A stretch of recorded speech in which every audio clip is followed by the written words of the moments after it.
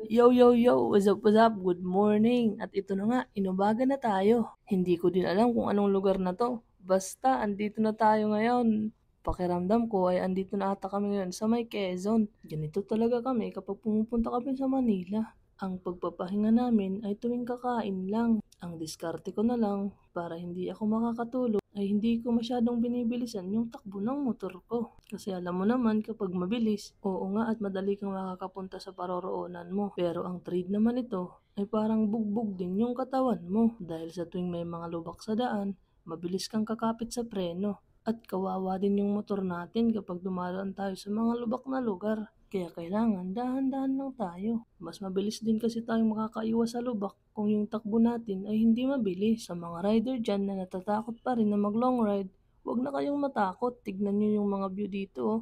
Ang ganda. Andito na kami ngayon at binabaybay ang province ng Quezon. Malawak din ang probinsyang to. At inaamin ko rin na dito sa lugar na to, dito na ako nag-i-start na makadama ng pagod. At dito na nga tayo sa Arco ng Atimunan, Quezon. Isa din to sa mga paborito kong lugar kapag pumupunta kami ng Maynila. Kasi alam naman ng karamihan, sa lugar na to matatagpuan ng isang kilalang kalsada. At alam ko na alam nyo rin yun. Kung alam nyo, pwede nyo bang i-comment sa baba? Let's go! And tchadan! Nandito na tayo ngayon sa Atimunan Zigzag Park. Dito sa Zigzag Park matatagpuan din ang Quezon National Forest Park, pati na rin yung sinasabi ko kanina, kilalang daan at dinarayo dito sa Quezon. Tawag sa lugar na yun ay ang Bitukang Manok, kaso lang umulan kanina kaya delikado ang pagdaan ngayon dito. Kasi kahit tapos na yung ulan, kung mapapansin nyo, parang umuulan pa rin dito dahil yung mga dahon ng mga puno ay basa pa rin at patuloy yung pagbuhos ng mga patak ng tubig mula sa mga dahon na ito. May mga lubak din konti ang kalsada dito. Kung mapapansin nyo, marami ang pakurbang daan. Kaya dapat doble ingat tayo kapag daraan tayo dito sa lugar na to. Lalo na kapag ganito at medyo madulas yung daan. Pero kahit ganito ngayon yung lugar dito, ay at least maganda pa rin naman. Yang mga nakaharang sa daan ay maganda din tignan. Pero hindi lang yan para sa style. Ginagamit kasi yan para yung mga motorista na katulad natin ay hindi madisgrasya. Kasi kung mabilis yung takbo mo at mag-overshoot ka sa mga daan na to, pipigilan yan ang paglusong mo pababa dahil alam naman natin na marami ang bangin dito. Kaya napakahalaga ng mga harang na yan. Kaya sa mga nagda-doubt pa dyan na pumunta at mag long ride, tara na, ito na yung sign mo. At ito na nga, nandito na tayo sa Bitukang Manok. Ang tawag dito sa lugar na to ay Buenavista Spot. Maganda dyan kumuha ng mga picture. Pero ngayon ay hindi tayo magpipicture dyan. Kasi itutuloy-tuloy lang natin ang biyahe natin para makarating na tayo doon sa pupuntahan natin. Doon nga tayo pala mag-i-stay sa may Taguig kasi yun yung paborito kong lugar dito sa Maynila. O diba, ang ganda ng daan dito sa Bitukang Manok at mas nai-enjoy ko pa dahil nakamotor ako. Kung nakasakay ako sa bus, maaari isang side lang yung makita ko. Pero dahil nakamotor tayo, kahit 360 degrees pa ay makikita ko ang mga lugar dito. Salamat talaga sa Bergy natin at napakatibay din niya. Alam nyo ba na ang Bergy na to ay 2021 model pa, pero ang tibay pa din. O di ba? Yan na yung price ng view dito. Kakawala ng pagod dahil ang ganda tignan. Okay lang kahit may konting traffic dahil minsan lang naman tayo dito makadaan. At ayan na, nag-move na yung traffic. Kapag galing ka pala sa probinsya, ay doon ka mag-uumpisa sa taas. Pero kung galing ka naman ng Maynila, ay dito ka sa baba pataas, mula sa taas manggagaling. Dahan-dahan lang tayo dahil medyo madulas yung daan. Ito na talaga yung pinakamakurbadang daan. Pero salamat na rin at marami yung tao na nandito sa paligid. Meron silang mga daladalang plug. Nung una, nakadaan na din ako dito ng gabi. Pero andito pa rin sila. Hindi ko nga alam kung natutulog yan sila o meron silang kapalitan. Pero dahil sa kanila, ay safe tayo na nakakababa at nakakaakyat dito sa Bitukang Manok. Uy, flood control. Pero kidding aside, ngayon lang ako nakadaan na may tubig dyan. Siguro dahil nga sa maulan. Kung mapapansin mo, walang mga motorista ang mabilis ang takbo sa lugar na to. Dahil lahat sila ay ini-enjoy din yung daan. Kahit tapos na yung ulan kanina pa, parang umuulan pa rin dito. Pag dumaraan ako dito, pakiramdam ko ay nasa movie ako. yung palabas na Jurassic Park kasi tignan mo naman ang lalaki ng mga puno. Parang may dinosaur sa paligid. And tada! Hulaan nyo kung anong lugar na to. Pero ayan na nakasulat na sa gilid. Andito na tayo ngayon sa Lucena City. Nung una akong pumunta sa Maynila ay hindi ako nakadaan dito dahil dun ako dumaan sa kabila sa may Pililla Rizal. Paglabas ko dun ay Antipolo Manila na agad. Pero ngayon dahil dito tayo dumaan sa baba, ang una nating daraanan ngayon pag andun na tayo sa Metro Manila ay ang Muntinlupa. O di ba? May mga underpass na dito. Maunlad na rin talaga ang Lucena City. First time ko din na makadaan dito. Kaya syempre, sobrang excited ko rin. Hindi ko nga alam na meron ditong underpass. At dahil medyo maaga pa, wala din masyado tayong nakakasabay na mga motorista. Kaya dito, parang solo natin yung daan. Parang nasa Metro Manila na din yung vibe sa lugar na to. Medyo marami na din kasi yung mga kotse na nandito. Dito, first time tayo, hindi na arko yung welcome nila. Pero tignan nyo at maganda pa rin naman. Mula dito ay malalawak na yung mga daan na daraanan natin. Yang nakikita ninyo ay ang Mount Banahaw. O diba? Ang ganda at ang taas-taas din niya. Halos nakadikit na din sa kanya yung mga ulap sa taas. Pero dito nga ay may problema ng konti si Kuya G.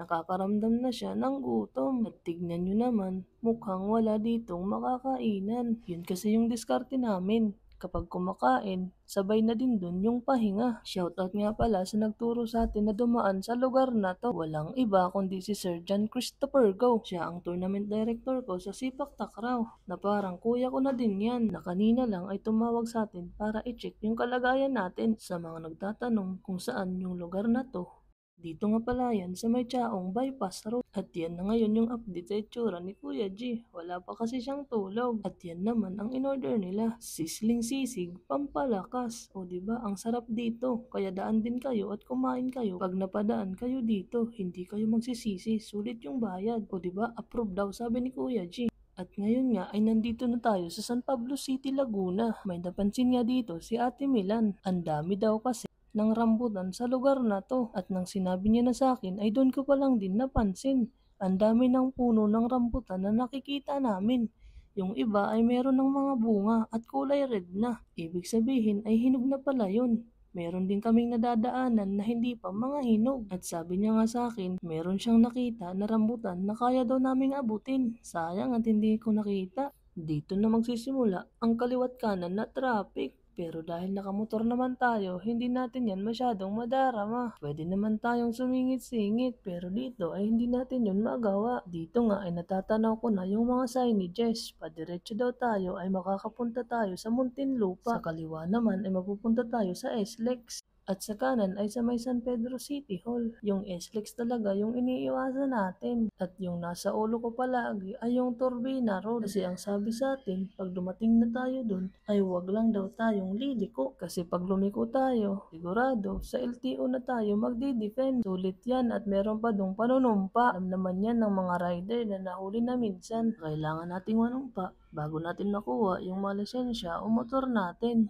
At dito nga ay unti-unti na tayong papalapit sa Metro Manila. Para sa akin, mas delikado pa mag-ride dito sa lungsod. Kasi unang-una, mas marami ang sasakyan dito. Marami din ang mga naglalakihang truck kaysa doon sa probinsya sa atin. Medyo konti lang yung mga nakakasabayan natin. Lalo na kapag daraan ka sa EDSA at Commonwealth. Kaya dito, hindi lang sapat yung doble ingat. Dapat triple o quadruple pa nga. Alam naman natin na may coding sa ibang lugar at meron din ditong no contact comprehension policy. Kaya dapat talaga magdoble ingat yung mga rider. Sa ibang lugar ay meron tayong makikita sa taas na nakapaskil na motorcycle or private lanes na dapat dun lang tayo dadaan. Mahirap din inabigit para sa akin yung mga lugar na katulad nito. Pero dahil malakas naman yung loob natin, ay go lang tayo ng go. Kaya let's go! Dito nga ay dumadaan na tayo sa service road. Ang sa gitna at sa taas naman ay ang mga expressway. Kailan kaya tayo makakadaan dyan? Kasi yung pwede lang namang dumaan dyan ay yung mga 400cc na motor. Siyempre, kapag nakakotse ka, kaso wala pa naman tayong pambili. Kaya hintay-hintay muna. Baka malay mo, bukas makalawa, wala pa din. Pero kung may gustong mag-sponsor sa atin, ay hindi naman yun masama. Dito nga ay medyo maluwag pa yung service road, pero maya-maya nako, darami ng darami yung mga sasakyan. Pero thanks pa din dahil sa mga skyway sa taas, tignan nyo naman, hindi mainit yung dinaraanan natin. Isang tip pa, kung gusto mong dumaan dito at mag-try na pumunta sa Metro Manila, ay dapat memorya mo na o alam mo na karamihan sa mga road signages, pati na rin lahat about sa mga traffic lights. Medyo malilito ka kasi sa iba. Medyo marami na din tayong nakikita ditong mga overpass. Dito sa lugar na to ay walang traffic lights. Mabuti na lang at may traffic enforcer na nagmamando sa daan. Kaya maayos pa din naman yung daloy ng trapiko sa lugar na to. Dito nga ay nag-uumpisa ng sumikip yung daan. Kung makikita nyo, masikip talaga yung service road. 2 lanes pa kasi to, kaliwa at pakanan. Magkabilaan din yung service road dito. Yung mga nasa gitna ay yung sa expressway. At fast forward nga ay nandito na tayo sa Taguig. Dito tayo dumadaan sa U-turn sa may C5 Kalayaan Road. Nung unang beses nga akong dumaan dito ay naligaw ako. Akala ko kasi sa mapa ko na yung U-turn ay nasa baba. Andito pala sa taas. Parang dumaan na rin tayo sa Skyway. O di ba? Ang saya dito. Kaya mag-rides na din kayo. Ano pang hinihintay nyo? Long ride mo na yung motor mo. Kung makikita nyo, sobrang lawak ng daan dito. Kaya kung katulad ka sa akin na hindi sanay, need mo talaga ng guide o map sa cellphone mo. Dito tayo kakaliwa dahil dito malapit yung hotel na pag-iistihan natin. Dito rin matatagpuan yung welcome na arko ng Makati City. Pero yung lugar na to ay nasa Taguig pa din naman. Dito ko pinipiling magstay kasi napakalapit nito sa BGC na paborito naming puntahan. At isa pa, yung hotel na pinag-iistihan namin ay malapit sa mga kainan na ang mumura at hindi nakakabutas ng bulsa. Dito nga ay matatanaw mo na ang BGC. Ang dami ng mga matataas na gusali. After 1 day at 6 hours, nakarating na din tayo. Salamat at safe tayong nakarating. At salamat din sa inyo sa panonood ng video na to. Lalo na kung naumpisahan mo to mula sa part 1. Dito nga si Kuya G ay excited na. Excited na siyang matulog. Salamat sa lahat ng nanood ng miniseries na ito. Kuya G Diaries.